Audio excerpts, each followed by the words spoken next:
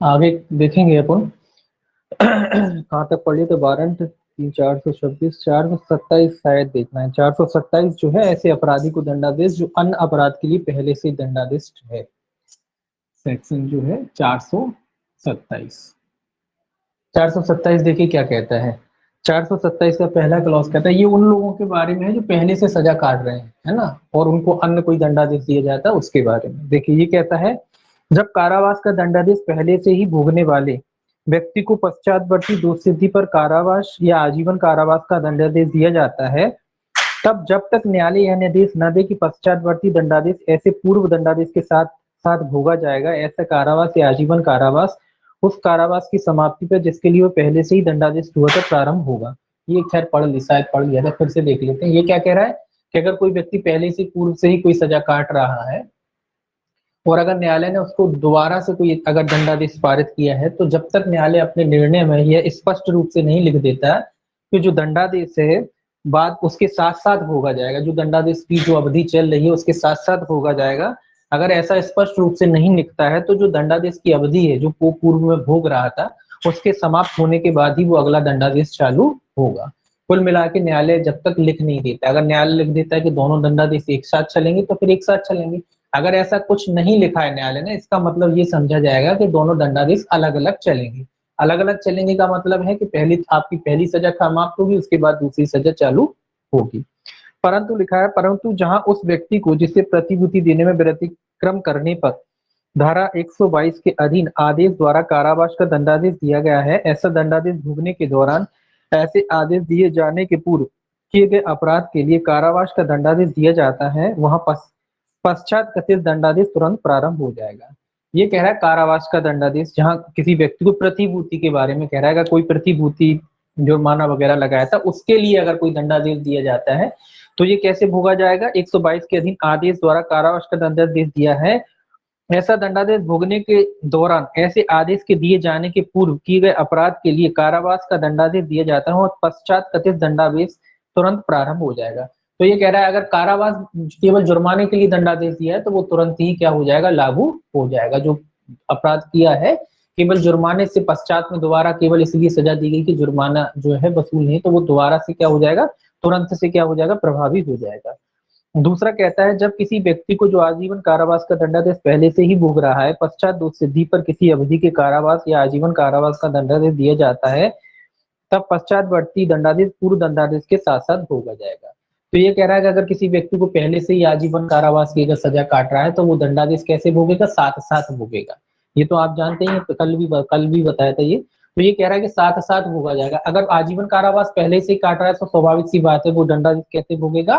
साथ साथ ही भोगेगा। साथ साथ इसीलिए भोगेगा कि भाई आजीवन कारावास का अर्थ आपको पता ही है कि मृत्यु तक जेल में होता है, तो आजीवन कारावास से कब छूटेगा ये तो पता नहीं ना, मृत्यु तक जेल में अर्थ रहता है उसका। वो बात अलग है कि सरकार छोड़ सकती है, लेकिन अब इसमें ये नहीं कह सकते कि आपका आजीवन कारावास खत्म हो जाएगा तो उसके बाद आप दूसरी सजा भोगोगे, ऐसा तो पॉसिबल है नहीं ना, इसीलिए वो सजा कैसे भोगेगा? साथ साथ भोगेगा। अब देखिए सेक्शन 428।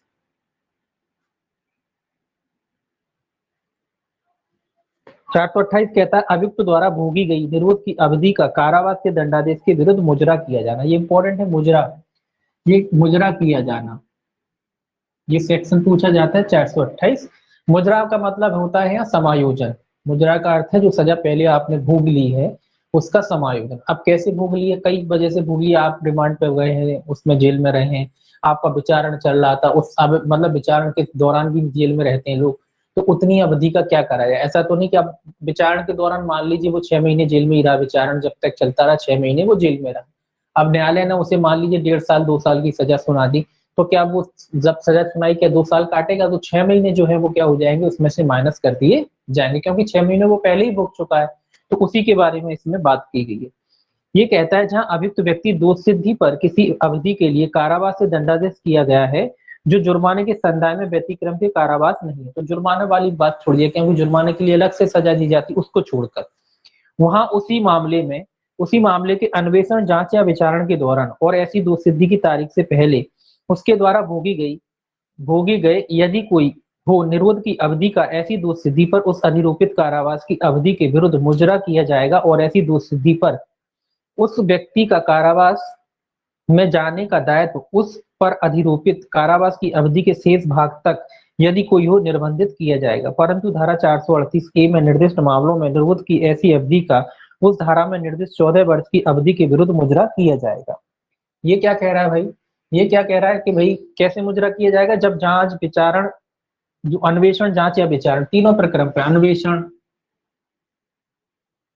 जांच और या विचारण, तीन ही तरीके की क्रियाएं होती है ना, प्रक्रिया। सबसे पहले इन्वेस्टिगेशन करती पुलिस, अब इन्वेस्टिगेशन पुलिस कर रही, उसी समय इनको पकड़ के जेल में डाल दिया, या मान लो न्यायालय द्वारा जांच चल रही है, इनको पकड़ के जेल में डाल दिया, या विचारण चल रहा है, न्यायालय ने कहा कि भैया आप तो जेल में रहिए, विचारण चल रहा है, तो इन तीनों में से किसी भी अवधि में क्या करा, उसको जेल में डाल दिया। अब उसका विचारण चल रहा है, विचारण के बाद पता पड़ता है कि भैया ये दोषी है।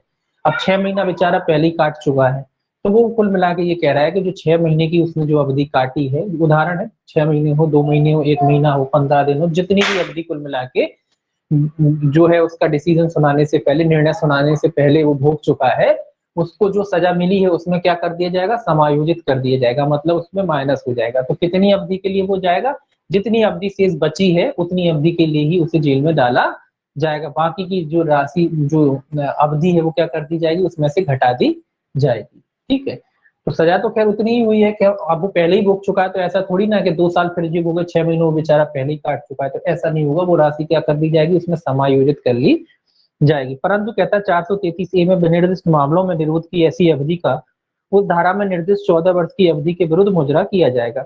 तो ये कह रहा है 433 ए में उससे संबंधित जो अपराध है उनको 14 वर्ष की जो अवधि है उसमें क्या कर लिया जाएगा, समायोजित कर लिया जाएगा या मुजरा कर लिया जाएगा। ठीक है, अब देखिए, तो मुजरा की बस इतनी था। अब देखिए 429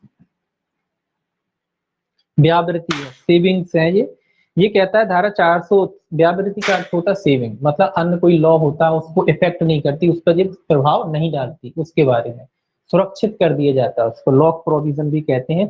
पहला कहता है इसमें धारा 426 या 427 की कोई बात किसी व्यक्ति को उस दंड के किसी भाग से क्षम करने वाली न समझी जाएगी जिसका वह अपनी पूर्व या पश्चातवर्ती दुष्सिद्धि पर भागी है। तो ये कहता है कि भैया कोई भी व्यक्ति जो पूर्व या पश्चात पे, धारा 426 हो या 427 से पूर्व या पश्चातवर्ती अवधि पर अगर कोई व्यक्ति दंडाधिष्ट किया जाता था, तो ये नहीं माना जाएगा कि उसे जो है उससे क्षमा कर दिया गया हो, उससे माफी दे दी गई है। दूसरा कहता है जब जुर्माना देने में व्यतिक्रम होने पर कारावास का अधिनिर्णय कारावास के मुख्य दंडादेश के साथ उपबद्ध है और दंडादेश भोगने वाले व्यक्ति को उसके निष्पादन के पश्चात कारावास के अतिरिक्त मुख्य दंडादेश या अतिरिक्त मुख्य दंडादेश को भोगना है, तब जुर्माना न देने में व्यतिक्रम होने पर कारावास का अधिनिर्णय तब तक क्रियान्वित नहीं किया जाएगा जब तक कि व्यक्ति अतिरिक्त दंडादेश या दंडादेशों का भुगत न चुका हो। तो ये जुर्माने के बारे में कह रहा है, जो अपन ने बताया था कि भाई अगर किसी व्यक्ति पे जुर्माना लगाया और न्यायालय ने उसमें सजा दी कि भाई अगर आप जुर्माना नहीं देंगे तो 1 माह की सजा एक्स्ट्रा में जो है आपको भुगतनी पड़ेगी। अब वो व्यक्ति अगर जुर्माना जमा नहीं करता है तो कुल मिला के उसकी सजा पूरी तब तक नहीं मानी जाएगी जब तक कि वो 1 महीने की जो एक्स्ट्रा सजा है वो भी भोग नहीं लेता। तो अगर ये कब, जब वो जुर्माना जमा नहीं कर, जुर्माना जमा कर देता है तो उतनी ही भोगेगा जितनी सजा उसकी हुई है। अगर जुर्माना जमा नहीं किया है उसने, जैसे न्यायालय ने कोई सजा सुनाई कि भाई 2 साल की सजा और जुर्माना, और जुर्माना ना देने पर 1 माह की एक्स्ट्रा सजा। अब एक 2 साल की सजा न्यायालय ने सुनाई कि भाई 2 साल की सजा और जुर्माना न देने पर 1 माह की एक्स्ट्रा सजा भोगनी पड़ेगी, तो 2 साल की तो सजा काटेगा ही काटेगा, जुर्माना नहीं दिया उसकी 1 महीने की सजा और काटना पड़ेगी, तभी माना जाएगा कि इसकी जो सजा है पूरी हो चुकी है, मतलब उसने पूरा कारावास भोगा है। ठीक है, उसी के बारे में था। अब देखिए 430 है सेक्शन 430 कहता है दंडादेश के निष्पादन पर वारंट का लौटाया जाना। ये कह रहा है कि भाई दंडादेश का निष्पादन हो गया है तो वारंट जो न्यायालय दंडादेश को कैसे निष्पादित करता है, वारंट जारी करके। अब वारंट जब दंडादेश का निष्पादन हो चुका है, मतलब न्यायालय ने जो आदेश दिया था उसका पालन हो गया है, तो वारंट को लौटाया जाएगा। लौटाने का अर्थ क्या है, लौटाने का अर्थ ये है कि न्यायालय को कैसे पता पड़ेगा कि निष्पादन हो गया, जो व्यक्ति जेल चला गया है, तो वारंट इसीलिए लौटाया जाता है ताकि न्यायालय को पता पड़ जाता है, उसमें टीप वगैरह लगा के इस व्यक्ति को जैसा आपने आदेश दिया तो उसके अनुसार इसको जेल में निरोध कर दिया गया है। तो वारंट का लौटाया जाना कितने में, 430 में। ये कहता है जब दंडादेश पूर्णतः निष्पादित किया जा चुका है तब उसका निष्पादन करने वाला अधिकारी वारंट को स्व हस्ताक्षर सहित पृष्ठांकन द्वारा उस रीति को प्रमाणित करते हुए से दंडादेश का निष्पादन किया गया था उस न्यायालय को जिसने उसे जारी किया था लौटा देगा। तो सिंपल सी बात है, एक तरीके से डॉक्यूमेंट है, दस्तावेज है। न्यायालय ने पहले वारंट जारी किया कि भैया उसको गिरफ्तार करो, उसको जेल में डालो। अब जेल में डाल दिया कि नहीं डाल दिया, न्यायालय को कब कैसे पता पड़ेगा? तो जो भी अधिकारी उसका निष्पादन कराता है वो उस पर अपनी टीप लगाएगा, हस्ताक्षर करेगा, कैसे गिरफ्तारी हुई, कैसे भेजा, वो सब डिटेल वगैरह लिख करके क्या कर देगा, जिस न्यायालय ने उसे जारी किया था वारंट उसको भेज देगा। इससे न्यायालय को पता पड़ जाएगा कि जो व्यक्ति जो आदेश हमने दिया था उसका क्या हो गया है, उसका पालन करा लिया गया है। तो कुल मिला के जानकारी के लिए न्यायालय को नॉलेज हो जाएगी। अब देखिए 431 सेक्शन 431 क्या कहता है? 431 कहता है जिस धन का संदाय करने का आदेश दिया गया था उसका जुर्माने के रूप में वसूल किया जाना। ये कह रहा है जो भी धन वसूलने के लिए आपको आदेश दिया था उसको कैसे वसूला जाएगा? जुर्माने के रूप में। कैसा वसूला जाएगा? जुर्माना। जैसे कि वो जुर्माना हो, अगर कोई धन आपसे वसूलना हो तो वो ऐसे वसूला जाएगा जैसे कि वो न्यायालय द्वारा लगाया गया जुर्माना हो।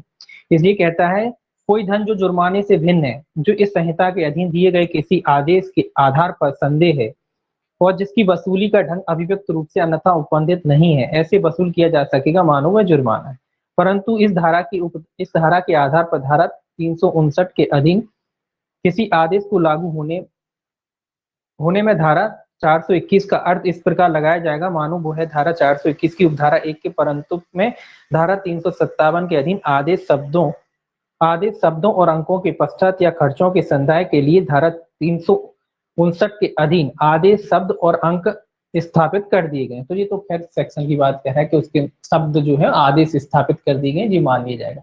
अब ये कह रहा है कोई भी रकम जो जुर्माने में नहीं आती है ना, कोई जुर्माने से भिन्न कोई रकम है जो न्यायालय को वसूल करनी है किसी व्यक्ति से और उसकी कोई प्रक्रिया वगैरह भी नहीं लिखी कि भाई कैसे वसूल करना है, तो ऐसे में न्यायालय वो रकम जो है, वो राशि जो है वो कैसे वसूलेगा? जैसे कि जुर्माने की वसूली की जाती है। तो जैसे जुर्माने की वसूली की जाती है उसी प्रकार से वसूलेगा। कब वसूलेगा? जब कोई रीति बताई नहीं गई हो, जब कोई तरीका बताया नहीं गया हो, केवल इतना हो कि वो वसूलना है कोई धनराशि। तो जुर्माने से भिन्न राशि के बारे में कह रहा है कि जुर्माने से भिन्न जो भी राशियां होती हैं, अगर रीति नहीं बताई गई, तरीका नहीं बताया गया है, तो न्यायालय उसे ऐसे ही वसूलेगा जैसे कि वो जुर्माने की रकम हो। तो बस आपको इतना याद रखना है, न्यायालय कैसे वसूल करेगा? जैसे कि जुर्माने की रकम हो।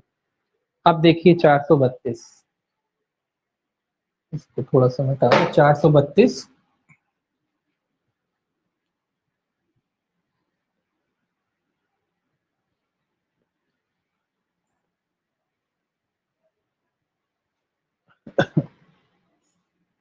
सेक्शन 432 सेक्शन 432 क्या कहता है? दंडादेश का निलंबन, परिहार या लघुकरण करने की शक्ति। ये सेक्शन इंपॉर्टेंट है, पूछा जाता है परीक्षा में कि दंडादेशों का निलंबन, परिहार या लघुकरण कौन कर सकता है?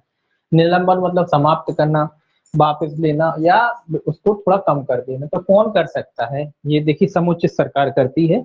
देखिए पहला इसमें क्लॉज क्या कहता है? पहला क्लॉज कहता है जब किसी को व्यक्ति को किसी अपराध के लिए दंडादेश दिया जाता है तब समुचित सरकार किसी समय शर्तों के बिना या ऐसी शर्तों पर जिन्हें वह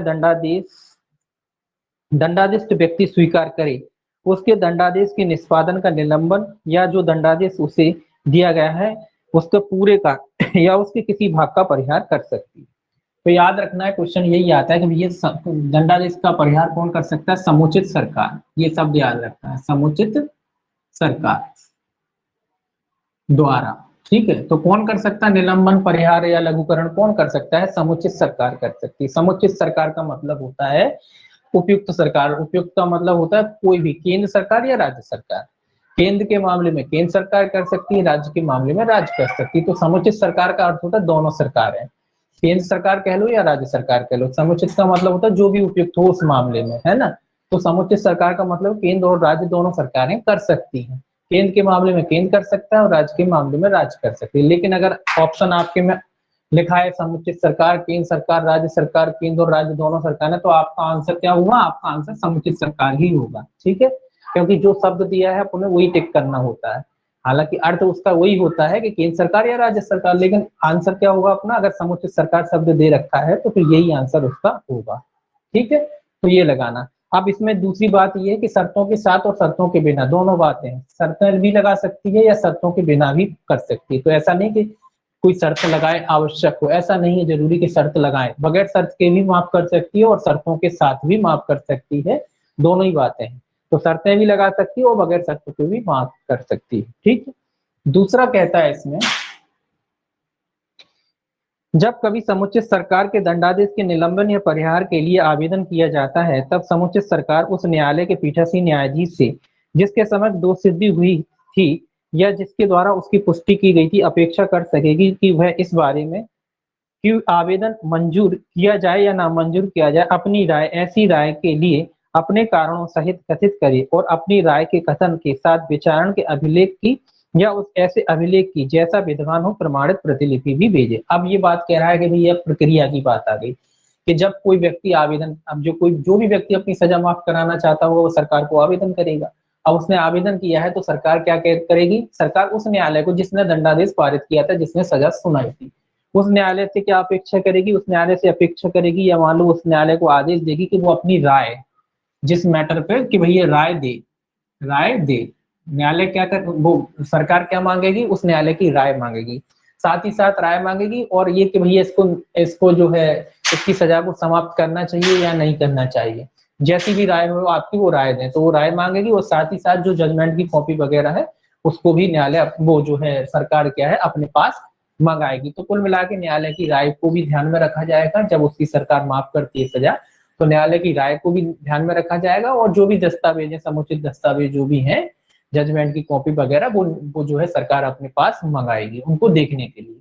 ठीक है, अब तीसरा क्या कहता है, यदि कोई शर्त जिस पर दंडादेश का निलंबन या परिहार किया गया है समुचित सरकार की राय में पूरी नहीं हुई है तो समुचित सरकार निलंबन या परिहार को रद्द कर सकती है और तब यदि वह व्यक्ति जिसके पक्ष में दंडादेश का निलंबन या परिहार किया गया था मुक्त है तो वह किसी पुलिस अधिकारी द्वारा वारंट के बिना गिरफ्तार किया जा सकता है और दंडादेश के अनावश्यक भाग को भोगने के लिए प्रतिप्रेषित किया जा सकता है। अब ये क्या कह रहा है भाई, ये कह रहा है कि जब किसी शर्त के अधीन अगर किसी व्यक्ति को छोड़ा गया था, शर्तों के अधीन छोड़ा गया था, शर्तों के अधीन, स्वाभाविक सी बात है कि जब आपको शर्तों के अधीन छोड़ा जाता है तो आपका ड्यूटी है, आपका कर्तव्य है कि उन शर्तों का पालन करो।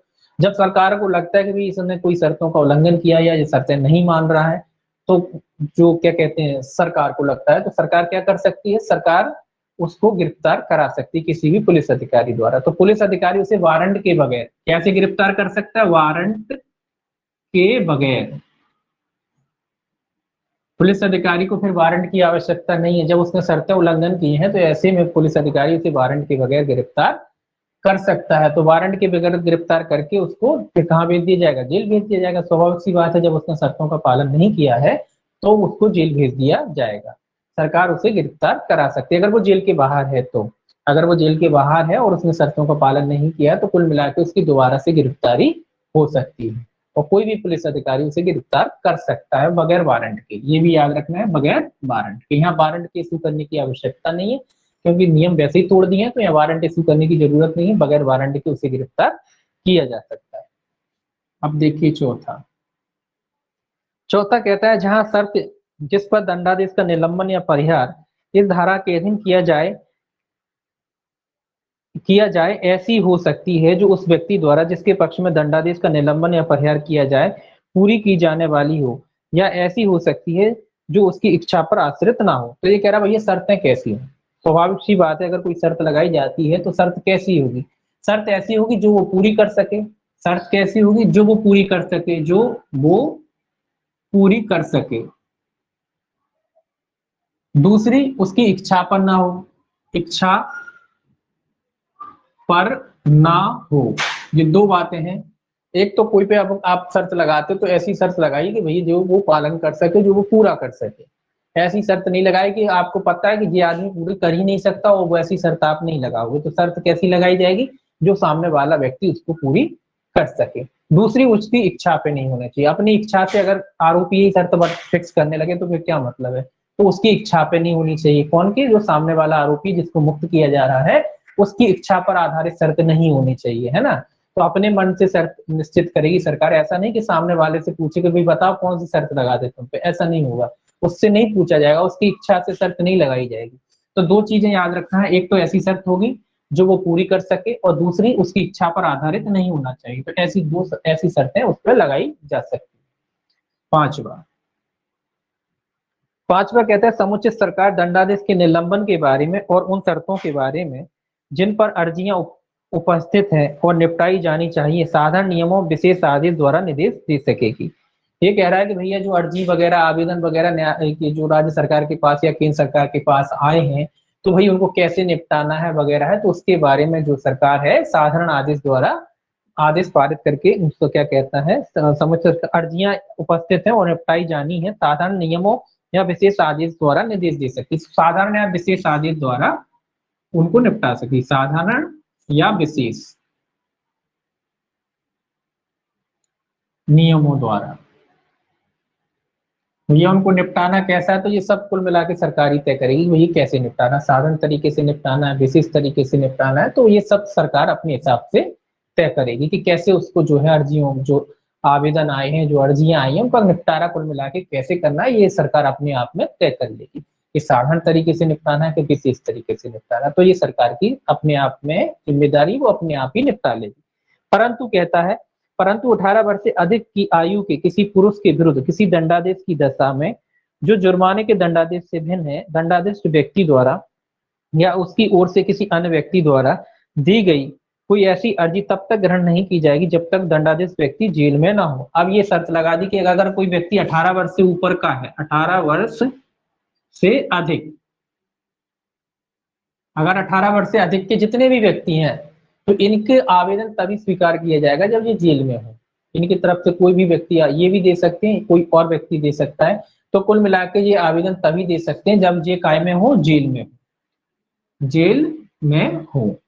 ठीक है, तो ये याद रखना है कि अगर 18 वर्ष से ऊपर के व्यक्ति हैं तो ये आवेदन तभी दे पाएंगे जब ये जेल में हो, है ना, जेल में होंगे तभी ये आवेदन दे पाएंगे, अगर जेल में नहीं है तो फिर ये आवेदन नहीं दे सकते। तो ये कह रहा है कि जो जब ये जेल में होंगे तभी आवेदन दिया जाए। कौन से व्यक्ति? जो 18 साल से ऊपर के होते हैं, लगभग सभी आ जाएंगे, केवल 18 साल और उससे कम के जो बच्चे हैं उनको छोड़ दो, बाकी जितने लोग हैं तभी आवेदन कर सकते हैं जब वो जेल में हो। ठीक है, अब इसमें कहता है दंडादेश व्यक्ति जेल में ना हो। एक मिनट, उस दंडादेश व्यक्ति उसकी ओर से किसी व्यक्ति द्वारा की गई ऐसी जेल में ना हो लिखा है, व्यक्ति जेल में ना हो। ठीक है, यही बात है कि जेल में ना हो। एक मिनट,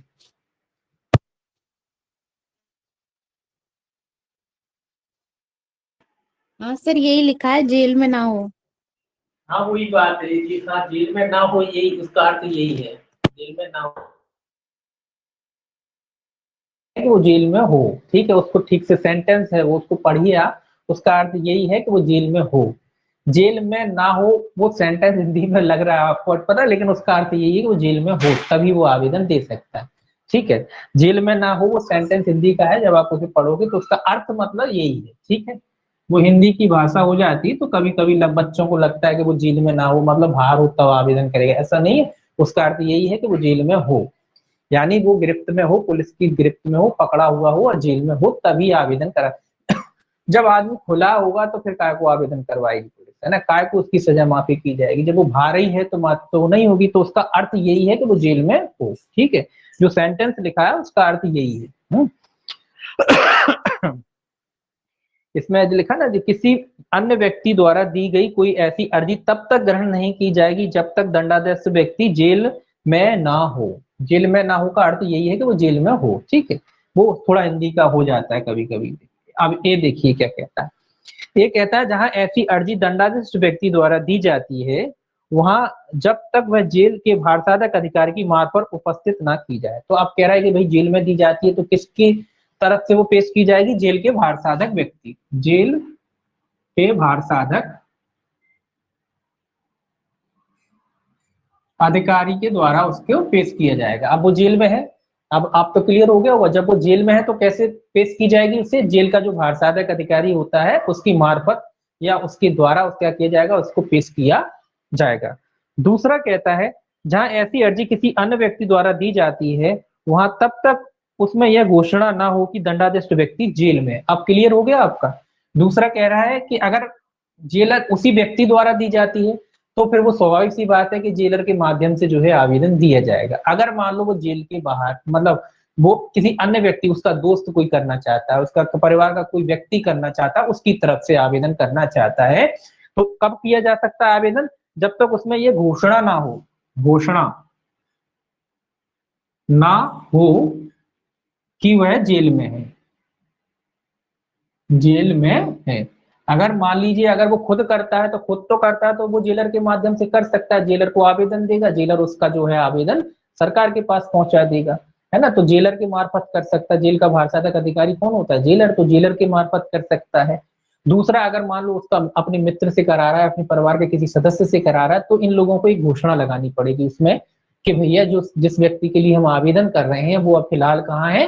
जेल में है। तो ये घोषणा उनको उसके साथ आवेदन के साथ लगानी पड़ेगी कि भैया ये व्यक्ति कहाँ है? फिलहाल जेल में है। ठीक है, तो ये दो चीजें होंगी। अब देखिए छठवां,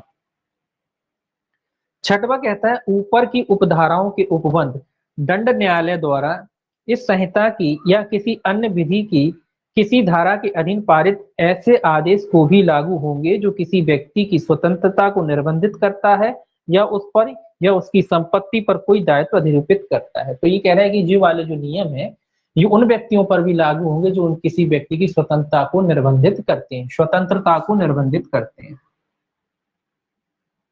को निर्बंधित करते हैं,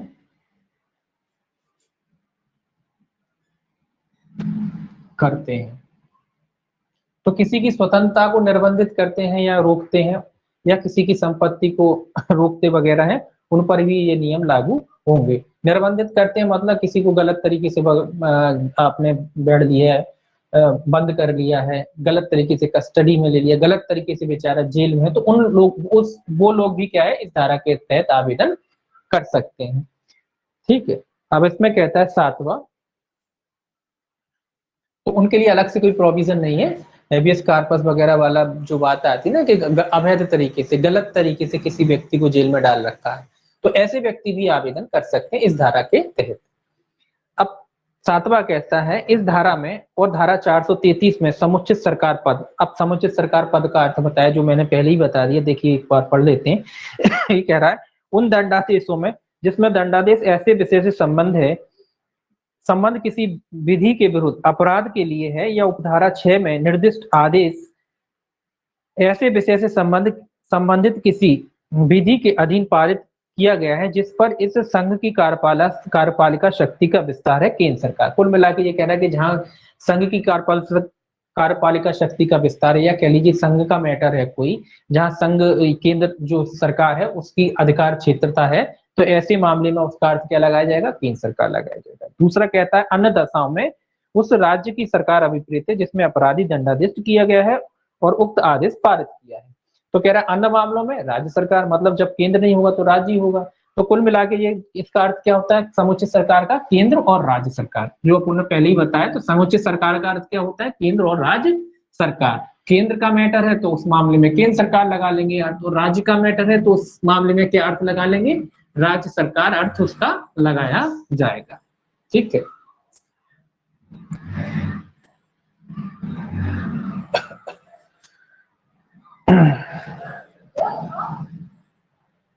अब देखिए सेक्शन 433।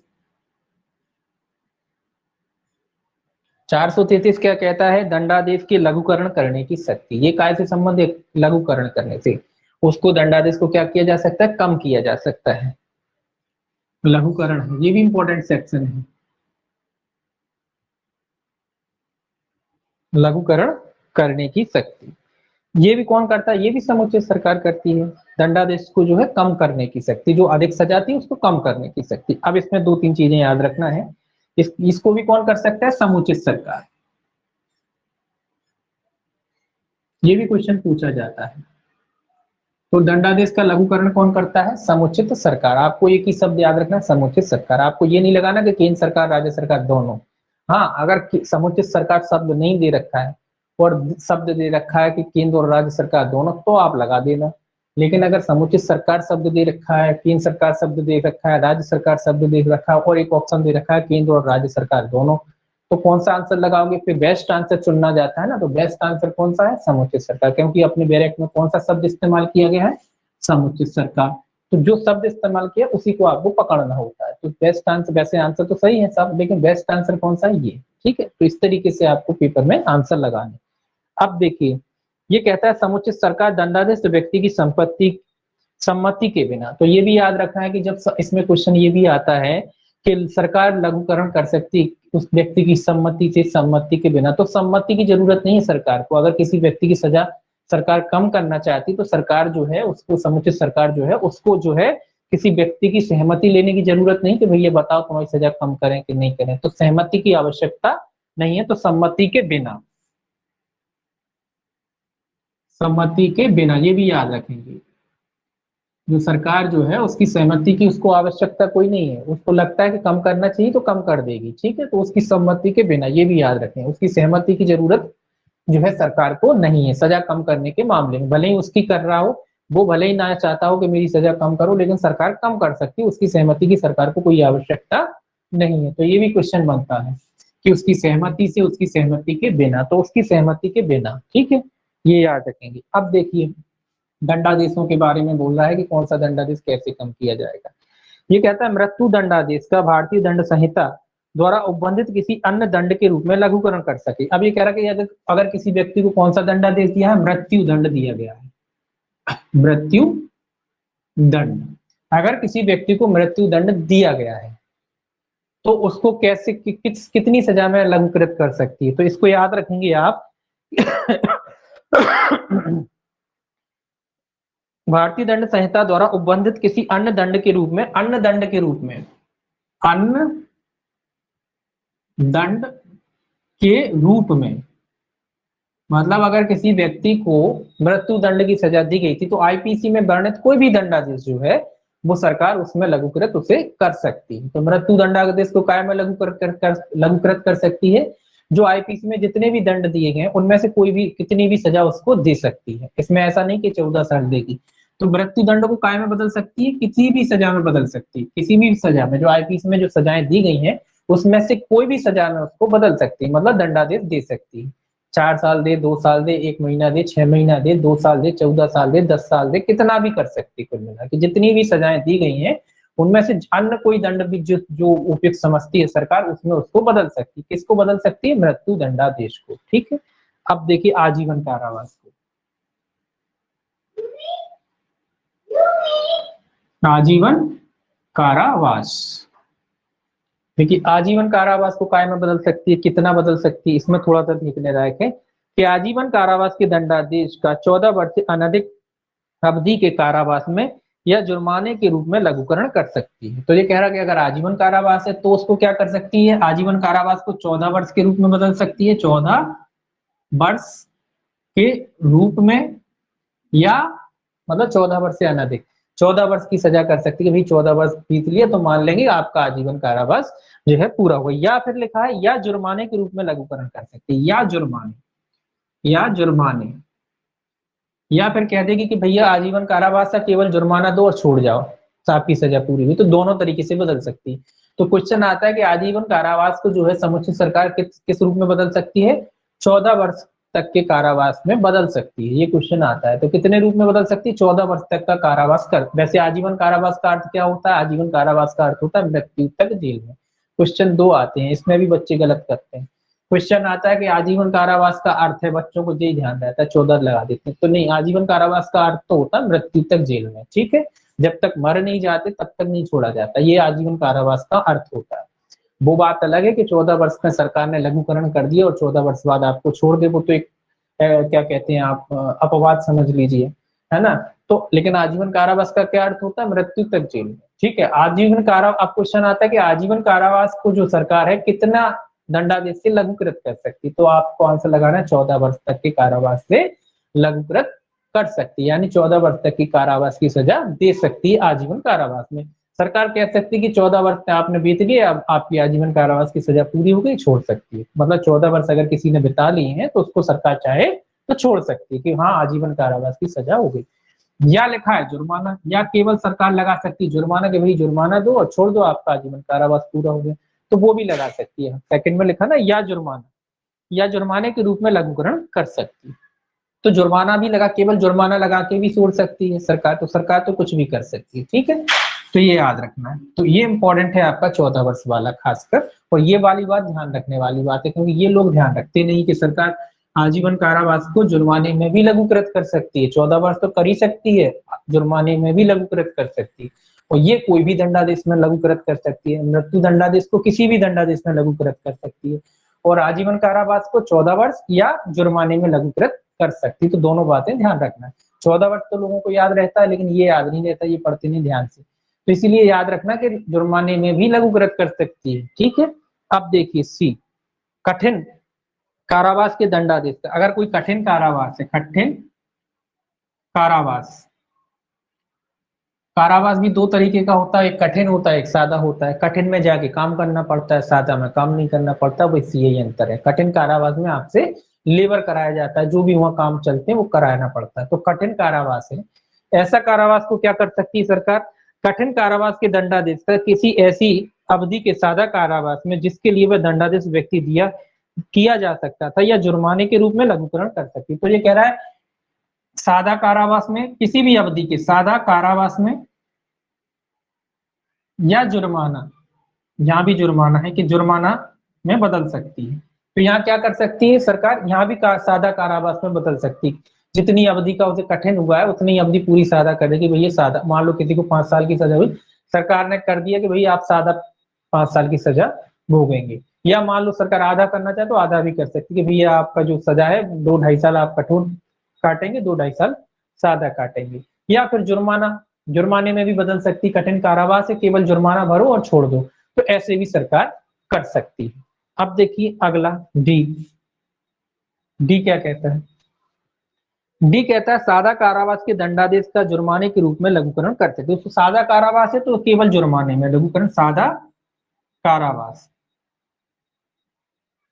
सादा कारावास को काय में बदल सकती है? जुर्माना, कि भैया चूंकि सादा कारावास था, सिंपल सिंपल कारावास था, सादा कारावास तो स्वाभाविक सी बात है छोटे मैटरों में होता है, छोटे मामले में होता है, तो ऐसे में सरकार क्या कर सकती है? कह सकती है कि भैया केवल जुर्माना दो और छोड़ दो, तो इसको काय में लघुकृत कर सकती है? जुर्माने में। तो ये ध्यान रखने वाली बात है कि मृत्यु दंडादेश को किसी भी कारावास में बदल सकती है, आजीवन कारावास को 14 वर्ष तक के कारावास या जुर्माने में बदल सकती है सरकार, कठिन कारावास को सादा कारावास और जुर्माने में बदल सकती है सरकार, और सादा कारावास को है जुर्माने में बदल सकती है सरकार। तो ये आपको याद रखने हैं कि कठिन मृत्यु दंड को कोई भी कारावास में बदल सकती है, किसी भी दंडारूप में, दंड का किसी भी रूप में बदल सकती है।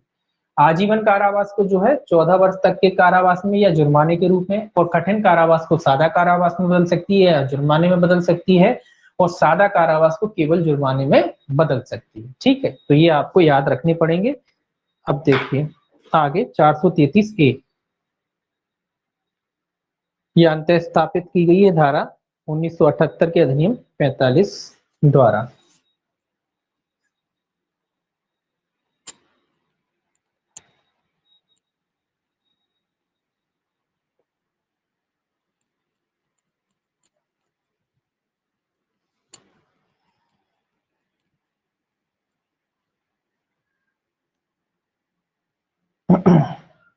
अब देखिए सेक्शन जो है आपका 433 ए, 433 ए जो है आपका कहता है कुछ मामलों में छूट का या लघुकरण करने पर निर्बंधन, रोक लगा, निर्बंधन मतलब रोक, छूट करने पर या निर्बंधन। कौन से मामले हैं ये देखिए, ये कहता है धारा 432 में किसी बात के होते हुए भी जहां किसी व्यक्ति को ऐसे अपराध के लिए जिसके लिए मृत्यु दंड विधि द्वारा उपबंधित दंडों में से एक है आजीवन कारावास का दंडादेश दिया गया है, या धारा 433 के अधीन किसी व्यक्ति को दिए गए मृत्यु दंडादेश का आजीवन कारावास के रूप में लघुकरण किया गया है, वहां ऐसा व्यक्ति कारावास से तब तक नहीं छोड़ा जाएगा जब तक कि उसने 14 वर्ष का कारावास पूरा ना कर लिया हो।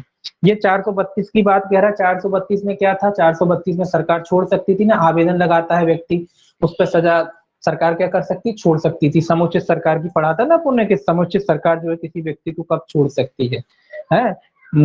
ये था दंडादेशों का निलंबन परिहार करने की शक्ति, तो उसमें पुण्य पढ़ा था कि सरकार छोड़ सकती।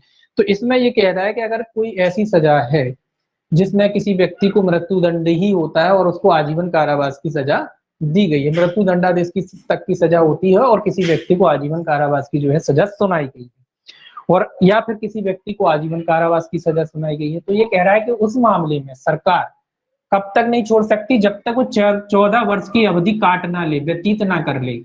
मतलब उन मामलों में अगर सरकार सजा किसी की माफ भी करती, मतलब सीधा सीधा आप ये याद रखें कि ऐसा व्यक्ति जिसे आजीवन कारावास, मृत्यु, ऐसा कोई अपराध है जिसमें मृत्यु दंड की सजा होती है लेकिन न्यायालय ने उसे आजीवन कारावास की सजा दी है, या कोई ऐसा अपराध है जिसमें आजीवन कारावास की सजा वो व्यक्ति काट रहा है, तो ऐसे में उस व्यक्ति की अगर सरकार सजा माफ भी करना चाहे तो सरकार सजा माफ तो कर सकती है, लेकिन उस व्यक्ति को तभी छोड़ा जाएगा जब वो 14 वर्ष की अवधि जेल में बिता के आ जाए। तो ये स्पेशली जोड़ दिया है कि ऐसे व्यक्तियों को सरकार इससे कम, मतलब में काम नहीं बनेगा, उसको 14 वर्ष तो जेल में काटने ही पड़ेंगे, भले ही सरकार उसकी सजा माफ कर दे, कम कर दे, तो भी उस व्यक्ति को जो है 14 वर्ष जो है जेल में काटने पड़ेंगे, तभी उस व्यक्ति को क्या करा जाएगा, छोड़ा जाएगा। तो ये नया प्रोविजन करके जोड़ा गया है कि 14 वर्ष का कारावास पूरा ना कर ले तो ऐसे व्यक्ति को तभी छोड़ा जाएगा जब तक भी वो 14 वर्ष की सजा काट ना ले। लेकिन ये उन्हीं मामलों में है जहां सजा मृत्युदंड और आजीवन कारावास होती है और कोई व्यक्ति को उस धारा के तहत मृत्युदंड या आजीवन कारावास की सजा दी गई है, तो ऐसी अवधि में 14 वर्ष तो उसको जेल में बिताना ही पड़ेगा, तब वो सरकार को आवेदन लगा पाएगा और तब सरकार उसे छोड़ पाएगी। ठीक है, तो ये भी याद रखना है। ये वो व्यक्ति हैं जो इनको मृत्युदंड या आजीवन कारावास की सजा हुई है, तो ये लोग आवेदन कर सकते हैं तब जब ये 14 साल इनके बीत जाए, जेल में ये 14 साल बिता लें तब ये आवेदन कर पाएंगे। अब देखिए 434 कहता है मृत्यु दंडादेशों की दशा में केंद्र सरकार की समवर्ती शक्ति। 434 समवर्ती मतलब बराबर की। ये कहता है धारा 432 और 433 राज्य सरकार को प्रदत्त शक्तियां मृत्यु दंडादेश की दशा में केंद्र सरकार द्वारा भी प्रयुक्त की जा सकती है। ये वही कह रहा है कि जो शक्तियों का प्रयोग राज्य सरकार करती है उन्हीं शक्तियों का प्रयोग जो है केंद्र सरकार भी कर सकती है। जिन शक्तियों का प्रयोग राज्य सरकार करती है साधारणतः उन शक्तियों का प्रयोग कौन कर सकता है, उन शक्तियों का प्रयोग राज्य सरकार भी कर सकती है। तो इस पे अलग धारा ना लिखी, उन्हें एक ही में बता दिया।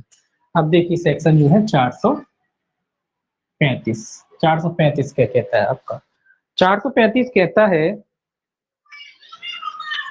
कुछ मामलों में राज्य सरकार का केंद्र सरकार से परामर्श करने के पश्चात कार्य। अब ये कह रहा है कुछ मामलों में जो है राज्य सरकार जब भी कोई काम करेगी सजा वगैरह माफ करने से संबंधी, तो उसमें वो किससे परामर्श लेगी, केंद्र सरकार से। किससे परामर्श लेगी, केंद्र सरकार, उसको केंद्र सरकार से परामर्श लेना पड़ेगा। अब वो कुछ ज्यादा गंभीर सजा होती है। देखिए ये कहता है पहला, किसी दंडादेश का परिहार करने या उसके लघुकरण के बारे में धारा 432 433 द्वारा राज्य सरकार को प्रदत्त शक्ति का राज्य सरकार द्वारा प्रयोग उस दशा में केंद्र सरकार से परामर्श किए बिना नहीं किया जाएगा जब दंडादेश किसी ऐसे अपराध के लिए, ये कह रहा है कौन से अपराध, स्वाभाविक सी बात है जो केंद्र के मैटर से जुड़े हुए होंगे, केंद्र को प्रभावित करते होंगे, ऐसी कोई सजा होगी तो उस मामलों में इनको केंद्र सरकार से जो है अनुमति लेनी पड़ेगी। देखिए क्या कहता है, जिसका अन्वेषण दिल्ली विशेष पुलिस स्थापना अधिनियम 1946 के अधीन गठित दिल्ली विशेष पुलिस स्थापना द्वारा इस संहिता से भिन्न किसी केंद्र अधिनियम के अधीन अपराध का अन्वेषण करने के लिए सशक्त किसी अन्य अभिकरण द्वारा किया गया है। तो ये कह रहा है कि ऐसा कोई जो दिल्ली विशेष पुलिस स्थापना की दशा में कोई अन्वेषण किया जाता है या किसी विशेष अभिकरण या एजेंसी द्वारा उसका जो है इन्वेस्टिगेशन किया जाता है। कुल मिला के ये है कि दिल्ली की पुलिस आप जानते हैं जो विशेष पुलिस है वो केंद्र के अधीन आती, वो राज्य के अधीन नहीं आती।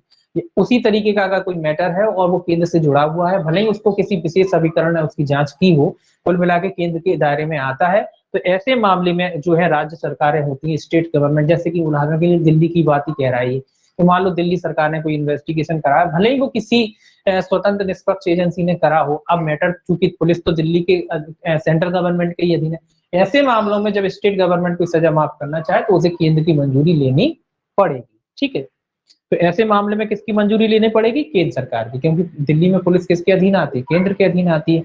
वो मैटर अलग है कि भले ही दिल्ली पुलिस ने उसकी अन्वेषण किया हो या ना किया हो या कोई अलग एजेंसी या अभिकरण द्वारा उसकी जांच कराई गई हो, फिर भी उस मामले में जो है, क्योंकि पुलिस वहां किसका विषय है, पुलिस वहां केंद्र का विषय है, तो ऐसे मामलों में केंद्र राज्य सरकार अगर माफ करना चाहती है, दिल्ली सरकार माफ करना चाहती है, तो उसको केंद्र सरकार की अनुमति लेनी पड़ेगी, वो कुल मिला के अपनी मर्जी से नहीं कर सकती।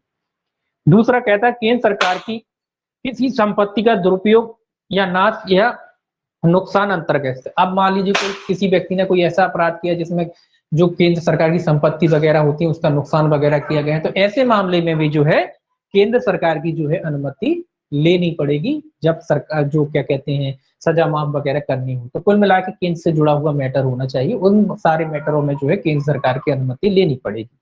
जो अगला कहता है जो केंद्र सरकार की सेवा में किसी व्यक्ति द्वारा तब किया गया है जब अपने पदीय कर्तव्य को निर्वहन में कार्य कर रहा था या उसको ऐसे कार्य करना तात्पर्य था। अब ये कोई व्यक्ति ने कोई अपराध किया, अब मान लो वो सेंटर का कर्मचारी था और उसने वो अपराध उस समय किया था जब वो अपनी ड्यूटी पर तैनात था, या वो ड्यूटी के अनुक्रम में उसने वो अपराध किया है, वो सेंटर का कोई कर्मचारी है। ऐसे मामले में उसकी सजा वगैरह जो भी माफ करनी है तो उसके मामले में भी क्या होगा, केंद्र सरकार की अनुमति लेनी पड़ेगी या कह लीजिए सलाह लेनी पड़ेगी। तो ऐसे मामले में केंद्र सरकार की सलाह लेनी पड़ेगी। अब मान लो कोई रेलवे का रेलवे कहाँ केंद्र के अधीन आता है, उधर का कोई कर्मचारी क्या करता है, कोई अपराध कर देता है, अब राज्य सरकार उसकी सजा माफ करना चाहती है। अब उसने जो काम अपराध किया वो ड्यूटी के अनुक्रम में किया, तो उस मामले में किससे अनुमति लेना पड़ेगी, केंद्र से लेना पड़ेगी। कुल मिला के जहाँ केंद्र से रिलेशन है, जहाँ केंद्र से जुड़ी हुई चीजें, वहां केंद्र सरकार से अनुमति लेनी पड़ेगी। दूसरा कहता है जिस व्यक्ति को ऐसे अपराध के लिए दोष सिद्ध किया गया है जिसमें से कुछ उस विषयों से संबंधित है जिस पर संघ की कार्यकारी शक्ति का विस्तार है और जिसे पृथक पृथक अवधि के कारावास का या जो साथ साथ भोगी जानी है दंडादेश दिया गया है, उसके संबंध में दंडादेश निलंबन परिहार या लघुकरण का राज्य सरकार द्वारा पारित कोई आदेश तभी प्रभावी होगा जब ऐसे विषय के बारे में जिन पर संघ की कार्यपालिका शक्ति का विस्तार उस व्यक्ति द्वारा किए गए अपराध के संबंध में ऐसे दंडादेश के यथास्थिति परिहार निलंबन या लघुकरण का आदेश केंद्र सरकार द्वारा भी कर दिया जाए। तो ये कह रहा है वही बात है ना कि जहाँ केंद्र की शक्ति का विस्तार है, ऐसा किसी व्यक्ति ने कोई अपराध किया है, अलग अलग अवधि के लिए दिया गया हो या जितनी भी अवधि, कुल मिलाकर जो भी सजा उसे दी जाती है वो तभी प्रभावशील होगी जब केंद्र सरकार उस पर अपनी मोहर लगा देगी। तो अगर कोई मैटर केंद्र से जुड़ा हुआ है, केंद्र का कर्मचारी है, कुल मिला के किसी भी प्रकार से लिंक है केंद्र से, चाहे वो केंद्र की संपत्ति हो, चाहे वो केंद्र का कर्मचारी हो, चाहे वो केंद्र की अधिकार क्षेत्रता में आता हो, कोई मैटर इस तरीके का है, तो ऐसे सब मैटरों में जो है आपको केंद्र की अनुमति लेनी पड़ेगी और उसका दंडादेश भी तभी जो है वो वैध माना जाएगा जब उस पर केंद्र सरकार अपनी मोहर लगा देगी। राज्य सरकार ने सुना दी है, उसके बाद अगर केंद्र सरकार उस पर मोहर लगा देती है तभी उसको वैध माना जाएगा। ठीक है, ये आपका था अध्याय 32। इसके बाद जो है आपका अध्याय 33 है, ये कल पढ़ेंगे क्योंकि ये अलग ही पूरा चैप्टर है जमानत से संबंधित और ये काफी इंपॉर्टेंट चैप्टर है। ये जो वाला जमानत का है इससे काफी क्वेश्चन आते हैं जमानत से। तो जमानत का जो चैप्टर है अपने आप में एक महत्वपूर्ण चैप्टर है और काफी इंपॉर्टेंट चैप्टर है ना, सीआरपीसी की दृष्टि से काफी क्वेश्चन बनते हैं जमानत से, पक्के में 1-2 क्वेश्चन आते ही आते हैं। ठीक है, तो ये अपन कल पढ़ेंगे, शुरू करेंगे। और अभी 5:30 बजे अपन को पढ़ेंगे SC/ST एक्ट उस बैच में, शॉर्ट वाले में। ठीक, चलिए बस 5 मिनट का टाइम है, 5 मिनट बाद